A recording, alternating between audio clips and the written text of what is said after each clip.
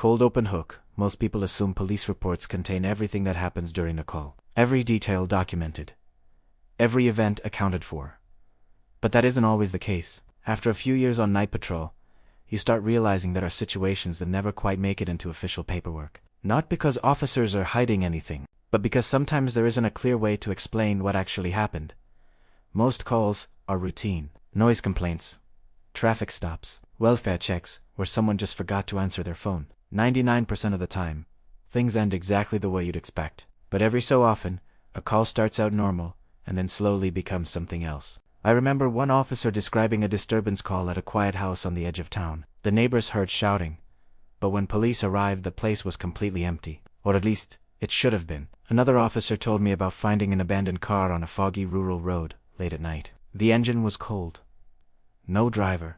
No footprints anywhere nearby. But the longer he stood there, the more he felt like someone was watching from somewhere in the trees. Calls like that don't always end with answers. And the strange thing is, the most unsettling ones usually aren't violent. Nothing dramatic happens.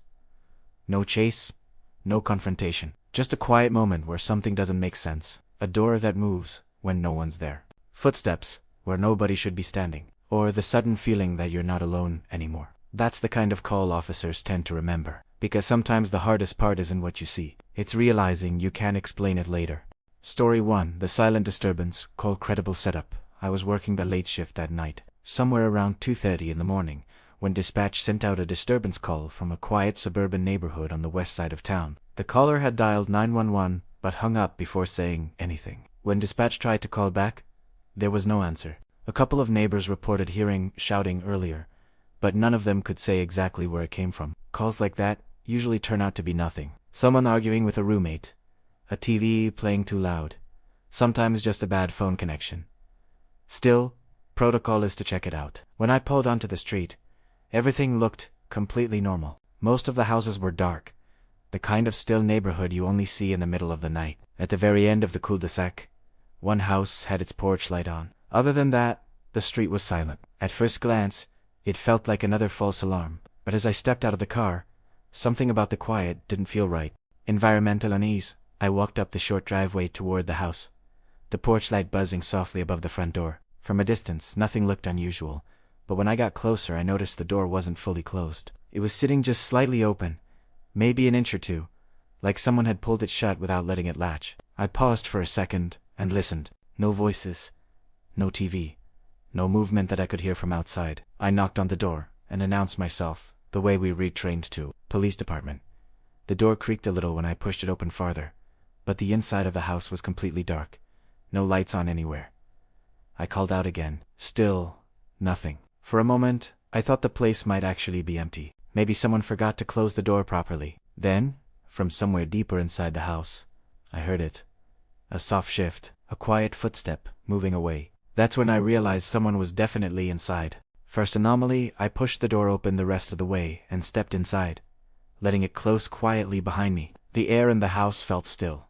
The kind of quiet you get when a place has been sitting undisturbed for hours. I turned on my flashlight and started clearing the house, the way we retrained to, moving slowly from one room to the next. The living room looked normal. Furniture in place. Nothing knocked over. Nothing broken. No signs of a struggle or forced entry anywhere. I moved toward the kitchen, sweeping the light across the counters and floor. That's when I noticed the chair. It was positioned at the kitchen table, and as my flashlight passed over it, the chair shifted slightly, rocking once before, settling back onto all four legs. Not quickly. Slowly. Like someone had just stood up from it.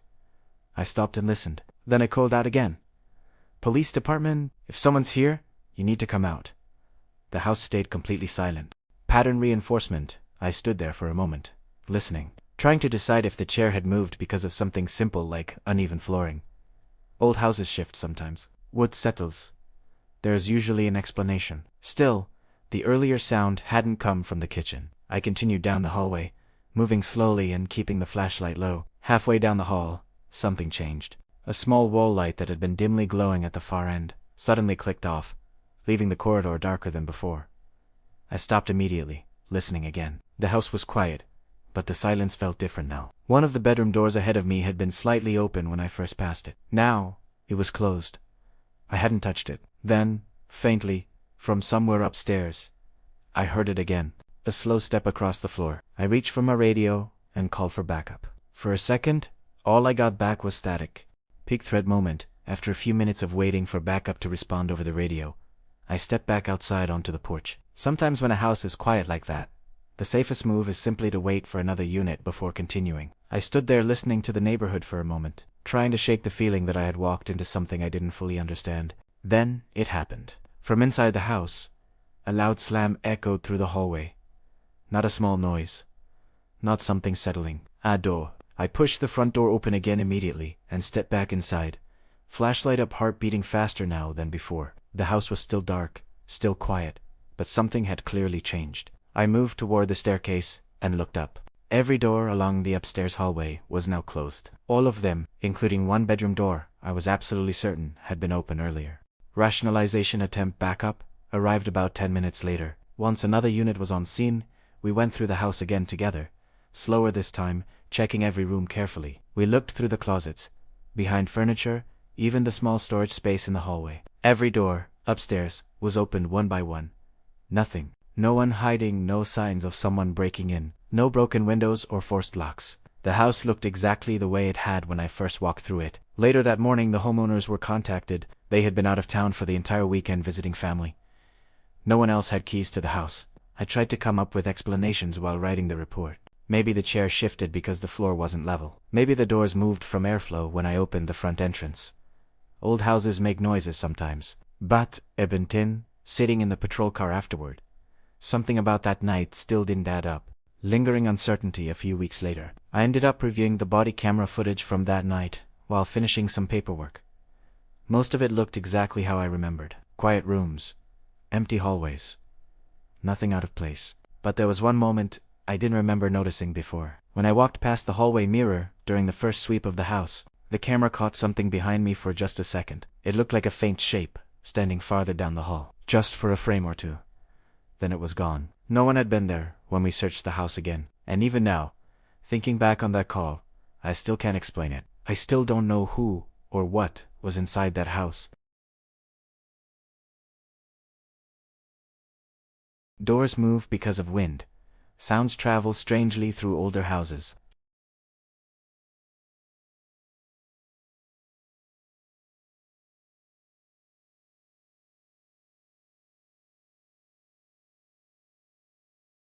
If something feels strange, you'll slow down, you check again.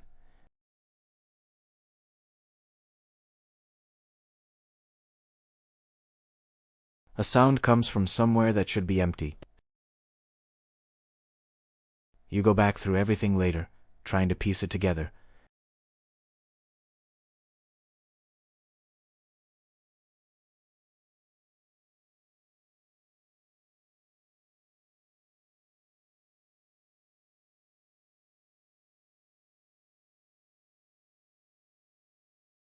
One rural patrol officer told me about a call involving an abandoned car on a fog-covered highway. At first, it looked like the driver had simply walked away. But the longer he stayed there, the more it felt like someone else was still nearby. Story 2. The abandoned highway car. I was working a rural highway patrol shift that night. One of those long stretches where you can drive 4 miles without seeing another car. It was close to 3 in the morning when dispatch called in a report from a truck driver who had passed an abandoned vehicle on a narrow section of highway that cuts through a dense patch of forest about 20 minutes outside town. The driver said the car was sitting partly on the shoulder and partly in the lane, like someone had stopped quickly and never moved it afterward. He hadn't seen anyone nearby. Calls like that aren't unusual on rural roads. Sometimes people run out of gas. Sometimes a vehicle breaks down and the driver walks to find help. Most of the time it's something simple. When I reached the location, the fog had already rolled in thick across the road. The trees on both sides formed a dark wall, and visibility dropped to the moment I stepped out of the patrol car. The abandoned vehicle was sitting exactly where dispatch said it would be, angled slightly toward the shoulder. No lights on, no driver inside. And when I walked up to the hood and placed my hand on it, the engine was completely cold. I grabbed my flashlight and started checking the area around the vehicle. On rural calls like that, the first thing you usually do is see if the driver walked off the road toward the shoulder or into the tree line. The fog made that harder than usual. Even with the flashlight, I could only see about 30 feet in any direction before everything faded into thick gray mist. The beam would stretch out ahead of me and then just disappear. The woods on both sides of the highway were dense, tall trees packed tightly together, their branches disappearing into the fog overhead. I walked slowly along the shoulder, scanning the ground for footprints or any sign that someone had stepped away from the car. But the road was quiet. No wind, no insects, no distant traffic. Just the faint hum of my patrol car engine behind me. And the deeper I looked into the fog between those trees, the more it felt like the forest was completely silent. After checking the immediate area around the car, I went back to the driver's side and leaned in through the open door to look inside more carefully. The interior light had come on when I opened it, casting a dim glow across the front seats. At first, nothing stood out. Then I noticed the phone. It was lying on the passenger seat, screen facing up. The glass was cracked across one corner, like it had been dropped recently. But what caught my attention wasn't the damage. The screen was still on. A video recording was running. The timer in the corner showed it had been recording for several minutes already. The camera view pointed toward the windshield, capturing the empty road ahead and the faint glow of my patrol car lights, reflecting through the fog. I picked up the phone and watched the screen for a moment. The video had started before I arrived, which meant someone had been recording the road, and then left the car behind. I tapped the screen and scrubbed the video back a little, to see how it started. The recording showed the car moving slowly down the same stretch of road, the headlights cutting through the fog ahead. Whoever was holding the phone had it angled toward the windshield, like they were filming the road while driving. For the first few seconds, nothing unusual happened, just the quiet highway and the trees sliding past on both sides. Then the car began to slow down. You could hear the tires crunch slightly as it drifted toward the shoulder. The headlights stopped moving, and the engine sound dropped lower, like the driver had shifted into park. For a moment, the phone stayed pointed straight ahead. Then suddenly, the camera moved. It turned sharply toward the passenger window, pointing out toward the trees beside the road. The fog outside was thick, swallowing most of the flashlight glare from my patrol car. And then the recording stopped. I stood there beside the car for a moment, replaying the last few seconds of the video again in my head. The sudden way the camera had turned toward the woods didn't feel random. It looked deliberate, like whoever was holding the phone had noticed something out there. I lowered the phone slightly and listened. At first I thought the sound was just the fog carrying noise from somewhere else along the highway. Then I heard it again. Sharp snap. The sound of a branch breaking somewhere deeper inside the forest. I lifted the flashlight and aimed the beam toward the trees. The light pushed through the fog for maybe 30 feet before everything faded into gray. Nothing moved. No shape, no person, nothing that explained the sound. For a few seconds, the woods went quiet again, and I started telling myself it was probably an animal. Deer moved through that area all the time. But then another branch snapped, this time farther to the left. I slowly turned the flashlight in that direction, scanning the tree line. Still nothing, just fog, drifting through the branches. And then, a few seconds later, another snap echoed from deeper in the forest. I stepped back toward the patrol car, still listening to the woods, trying to decide if I should move deeper into the tree line or just wait for another unit to arrive. The snapping sounds had stopped again, leaving the highway quiet except for the faint engine noise from my car. That's when I noticed something on the ground, near the rear tire. The shoulder of the road was damp from earlier rain, and the mud had softened along the edge of the asphalt. When I first arrived, I had walked around the vehicle, checking for signs that the driver might have stepped away. There hadn't been anything there. But now, there were footprints. At first, I thought they might be mine, but when I crouched down and looked closer, I could see they weren't from police boots. The shape was different, the tread pattern shallow and uneven. The prints circled around the back of the patrol car, one set after another, forming a loose path around the vehicle. And the thing that bothered me most was this. Those prints hadn't been there when I arrived, which meant someone had walked around my patrol car while I was standing there facing the woods. Another patrol unit arrived about 15 minutes later, and we ended up searching the area for the next couple of hours. We checked the road in both directions, walked sections of the forest with flashlights, and followed what little sign we could find in the mud near the shoulder. But the footprints eventually disappeared once the ground turned dry. No person was located anywhere nearby. The vehicle was later towed and identified through its registration, and for a while we expected someone to call it in missing. But no one ever did. No report, no family looking for the driver. As far as the system showed, the owner of that car simply never came forward. Transition in most situations, police officers depend on patterns. Over time, you start recognizing how people behave during certain types of calls. Someone who runs from a vehicle usually leaves tracks. A person hiding nearby eventually makes noise or tries to move. Most situations follow some kind of logic once you slow down and look at the details. That's how officers make decisions in the field. You watch for patterns, and when those patterns appear, the situation usually starts making sense again. But sometimes, those patterns disappear completely. The details stop lining up the way they should. And the more you look at the scene, the harder it becomes to explain what actually happened. That's when a call starts to linger in your mind long after the shift ends. The next story came from an officer responding to what should have been one of the simplest types of calls.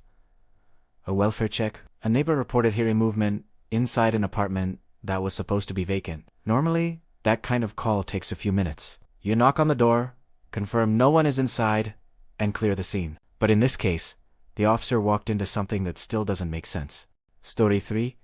The welfare check apartment. I was working a late patrol shift when dispatch sent me to check on a welfare call at a small apartment complex on the edge of town. The caller wasn't the tenant, it was a neighbor who lived across the hall. They said they heard movement inside the unit next door earlier that evening. Not loud enough to sound like a break-in, but enough to make them uneasy. The strange part was that the apartment was supposed to be empty. Dispatch told me the property manager had already confirmed the tenant had been evicted almost 2 months earlier. According to the building records, the place had been sitting vacant since then, waiting for a maintenance crew to come in and clean it up before the next lease. My first thought was a squatter. That happens sometimes, especially in older complexes where empty units sit unnoticed for a while. Usually it's someone looking for a place to sleep for the night. When I pulled into the parking lot just after midnight, the building was mostly dark. A few apartment windows were still lit across the courtyard, but the place was quiet. The unit in question was upstairs at the end of a narrow hallway. I walked up expecting to knock once, confirm nobody was inside, and clear the call. But halfway down the hall, I noticed something strange. A faint flicker of light under the apartment door. Which didn't make sense, because the property manager had already told dispatch the electricity to that unit had been shut off weeks earlier. I stepped up to the door and knocked firmly with the side of my hand. Police department. Is anyone inside? The sound echoed lightly down the hallway, but nothing came back. No footsteps, no voices, nothing behind the door. The building was so quiet I could hear the faint hum of the ventilation system somewhere above the ceiling tiles. I reached down and tried the handle. Locked. That part wasn't unusual, but just as I stepped back, the thin strip of light beneath the door shifted again. It flickered briefly, like something inside had passed between the light source and the door frame. I stood there listening, trying to catch any movement. For several seconds the apartment was completely silent. Then I heard it. A soft sound from somewhere deeper inside. Something dragging slowly across the floor. That's when I realized someone was definitely moving around inside. I called dispatch and asked them to contact the property manager so someone could unlock the unit. If there really was someone inside, I didn't want to force the door unless we absolutely had to. About 10 minutes later, the manager arrived looking half awake and confused about why anyone would be inside that apartment. He unlocked the door and stepped aside. The moment it opened, I noticed something immediately. The apartment was completely dark. No lights on anywhere. No lamps. No electronics plugged in. Just empty rooms lit only by the hallway light behind me. I stepped inside and swept my flashlight across the living room and kitchen. Dust covered the counters and most of the floor, like the place hadn't been touched in weeks. It looked abandoned, but in the middle of the living room, there was one thing that didn't fit. A single dining chair, placed directly in the center of the room, facing the front door, like someone had been sitting there, waiting for it to open. I moved slowly through the apartment, clearing it the same way I would any other call. The bedroom was the first place I checked. My flashlight swept across bare walls, an empty closet, and a mattress frame that had been left behind when the tenant moved out. No one there. The bathroom was the same. Empty sink, dusty tile floor, nothing out of place. For a moment I started convincing myself the earlier sound had just been the building settling. Then I walked back toward the living room. Something felt different immediately, even before I could explain why. I raised the flashlight again and looked toward the center of the room. The chair had moved. It was still sitting in the middle of the floor, but now it was angled slightly toward the hallway instead of facing the front door. I was certain it hadn't been like that before. I keyed my radio and asked dispatch to confirm the tenant information again. Same response: the tenant moved out weeks ago. No one should be there. Right as I released the radio button, I heard it. A faint creak of floorboards from the bedroom behind me. I turned around slowly and walked back into the bedroom, raising the flashlight and sweeping the beam across the floor. Nothing moved. The room looked exactly the same as it had a minute earlier. Bare walls, dusty floorboards, the empty mattress frame sitting against the far wall. But something else caught my attention. The closet door. It was open now. Not wide, just a few inches, but I was certain it had been closed when I first checked the room. I stepped closer and pulled the door open the rest of the way, quick and direct. Inside was nothing but the empty hanger rod, and a couple of cardboard boxers, left behind by the previous tenant. Still, I checked every corner of the closet anyway. No one. No crawl space. No place for someone to hide. I stood there for a moment, trying to make sense of it. Then, just as I turned back toward the bedroom doorway, I heard something again. A slow step. Not inside the bedroom. Out in the hallway. Which didn't make any sense, because the property manager was downstairs, and I was the only one inside that apartment. I stepped out of the bedroom and into the hallway, turning the flashlight toward the living room again. For a second, everything looked the same. The empty kitchen, the dusty floor, the quiet apartment that was supposed to be vacant. Then I noticed the chair, and I stopped moving. The dining chair was no longer in the middle of the living room. Now it was sitting directly at the entrance to the hallway, facing me. I stood there trying to process how it could have moved without me hearing anything. The apartment had been completely silent just seconds earlier. Then I looked down at the floor. The dust had been disturbed. Long, thin drag marks stretched across the living room floor from where the chair had been sitting before. The lines ran slowly across the room toward the hallway, like something had pulled a chair across the floor inch by inch. But the marks didn't go all the way. They stopped halfway across the room. No footprints around them. No sign of anyone standing there. Just the chair, sitting in the hallway entrance. Perfectly still. Like it had been placed there, waiting for me to walk out of the bedroom. I called for another unit and waited downstairs until backup arrived. Once they got there, we went through the apartment again together, checking every room slowly and carefully. We opened every door, searched the closets, even looked behind the appliances, and inside the storage space near the kitchen.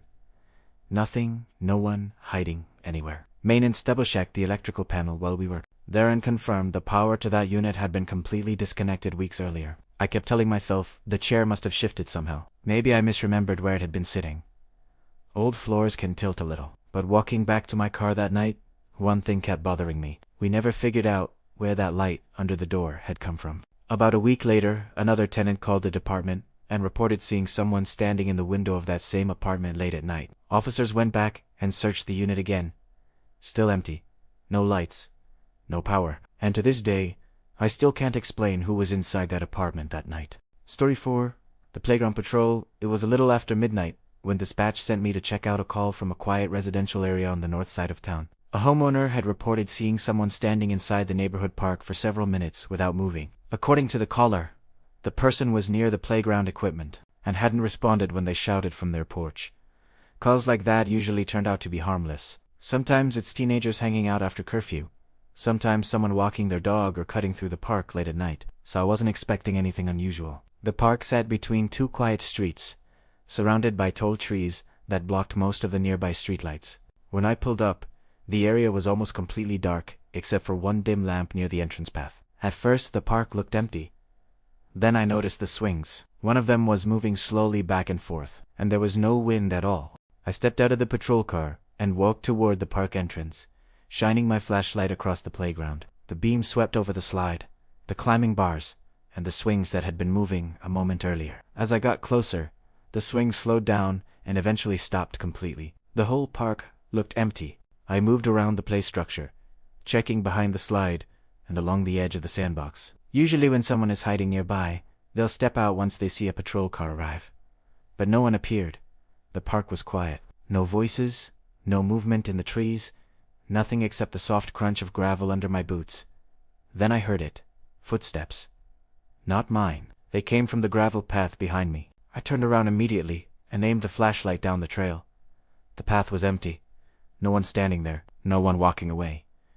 But I knew what I had heard. That's when I realized I might not be alone in the park. I slowly swept the flashlight along the tree line at the far edge of the park, letting the beam move from trunk to trunk. Most of the trees just swallowed the light, their branches hanging low over the fence. Then the beam caught something. A shape. Someone standing near the fence at the far end of the playground. They weren't moving at all, just standing there in the darkness between two trees. I raised the flashlight and called out, "Police department, I need you to step forward." The figure didn't respond. Didn't step closer. Didn't turn away. It just stayed there, completely still. I started walking toward the fence, keeping the flashlight trained on the spot where the figure had been standing. The beam bounced across the gravel and patches of grass as I moved closer. For a moment, I expected the person to step out, Maybe explained they had just been passing through the park. But when the light reached the fence line, there was nothing there. No one standing by the trees. No movement in the brush. Just the empty fence stretching across the back of the park and the dark woods behind it. I stood there listening, wondering how someone could disappear that quickly, without making a sound. I stood there for a moment, staring at the fence line, trying to figure out where the person could have gone. The ground near the trees was uneven, and the brush was thick enough that someone might have slipped into it without me seeing. I turned back toward the playground, ready to circle the area one more time. That's when I heard the chains. A soft metallic creak. I swung the flashlight toward the swings. They were moving again. Not slowly like before. This time they were swaying harder, the seats shifting back and forth, as if someone had just pushed them. I lifted the beam higher and swept it across the play structure. The light climbed up the ladder and across the platform at the top of the slide. And that's when I saw it. Someone was standing up there, perfectly still, looking straight down toward me. Watching. I started moving toward the play structure immediately, picking up speed as I crossed the playground. The beam of my flashlight stayed fixed on the top of the slide platform where I had just seen the figure standing. For a moment the light bounced across the metal railing. Then I lifted it again. The platform was empty. I stopped at the base of the ladder and aimed the flashlight upward once more, expecting the person to step out from behind the slide or the railing. Nothing. I climbed up onto the platform and checked around the top of the structure carefully. No one was there. No movement in the trees nearby. When I looked down at the sandbox beneath the slide, the sand was completely smooth. No footprints, no marks showing someone had jumped down or run off. The park was quiet again, except for the slow creaking sound of the swings still moving behind me. Another unit arrived a few minutes later, and together we searched the entire park. We walked to the paths, checked behind the maintenance shed, and pushed through the trees along the fence line where I had first seen the figure standing. No one was there. No signs of someone hiding nearby. Eventually we both agreed the person must have slipped into the woods when I approached the playground. That was the only explanation that made sense. But even driving away from the park that night, something about it kept bothering me. Because the whole time I was standing there, I never heard anyone leave. A few days later, a homeowner near the park shared security footage with the department. The camera showed me walking through the playground that night. But just before I entered the park, the swings started moving on their own. No one else appeared in the video. Story 5. The radio voice. I was working a rural patrol shift that night, covering a stretch of highway that ran through farmland and scattered wooded areas outside town. After midnight, traffic usually drops off completely. Most of the time, it's just long, quiet drives between the occasional check on closed businesses or farm roads. I was about 15 miles outside town when the radio crackled to life. Unit 12. Check an abandoned structure off County Road 18. The voice sounded calm. The same tone dispatch usually uses during routine calls. I acknowledged the transmission and turned onto the smaller road that cut toward the old building they were referring to. It had been empty for years, the kind of place teenagers sometimes wander into late at night. But as I drove, something about the radio call kept bothering me. The voice had sounded almost right. Almost, but it didn't sound like the dispatcher who normally worked the overnight shift. About a mile down the road, I reached for the radio again. Dispatch. Confirm that last call. You want Unit 12? Checking the abandoned building off County Road 8. There was a short pause before the real dispatcher answered. Unit 12. Repeat your traffic. I explained the message I had just received. Another pause followed. Then the dispatcher came back, sounding confused. Unit 12. We didn't send you anywhere. There's no call logged for that location tonight. I slowed the patrol car slightly, glancing down at the radio. The channel was still set to the normal dispatch frequency, exactly where it should have been. I had just started turning the patrol car around when the radio cracked again. The same voice came through the speaker. Unit 12. You're almost there. My hand froze on the steering wheel. It was the same voice I had heard earlier. Calm, clear. But not the dispatch I had spoken 2 seconds before. For a moment, I just stared at the radio, because whoever had transmitted that message knew my unit number. They hadn't guessed it. They had said it exactly the way dispatch would. Unit 12. The road ahead of me was still empty, the headlights stretching across the quiet farmland, and that's when I felt it. A sudden chill, because if dispatch hadn't sent the message, someone else was using the channel. I glanced down at the radio display mounted in the center of the dashboard. The channel indicator hadn't changed. It was still set to the main dispatch frequency, the same one every patrol unit used during the shift. I picked up the microphone again. Dispatch. Confirm if anyone else is transmitting on channel 1. There was a brief pause before the dispatcher answered. Negative, Unit 12. No other traffic on this channel. Her voice sounded normal this time. Calm/familiar. Exactly the dispatcher I expected to hear. But that only made the situation worse, because the message I heard a moment earlier had come through the same frequency. And according to dispatch, no one else had transmitted anything. For a moment, the radio went quiet again. I kept driving slowly along the road, watching the empty fields ahead of the headlights, and trying to convince myself the earlier transmission had just been interference. Then the speaker crackled again. The same voice returned, but this time it sounded different. Quieter, closer, almost like someone was speaking directly into the radio microphone inside my car. The message was short. You should turn around. I didn't touch the radio. I didn't respond. I just sat there behind the wheel, staring at the dark road ahead, trying to decide whether the voice had just warned me, or told me something else. I hit the brakes, and brought the patrol car to a stop in the middle of the road. For a second, I just sat there, listening to the engine idle and waiting for the radio to say something else. But it didn't. The speaker went completely silent, not even static. No dispatcher checking in, no background chatter from other units. Nothing at all. I picked up the microphone and tried calling dispatch again. Unit 12, to dispatch, radio check. The car filled with silence. The radio wasn't just quiet, it was dead. Like the connection to dispatch had simply disappeared while I was sitting there alone on that road. Later, the department reviewed the radio logs from that shift. Every transmission was accounted for. According to the system records, no unknown signals or messages were ever broadcast on that channel that night. I still won't patrol that highway alone anymore, because whoever spoke on that radio knew exactly where I was.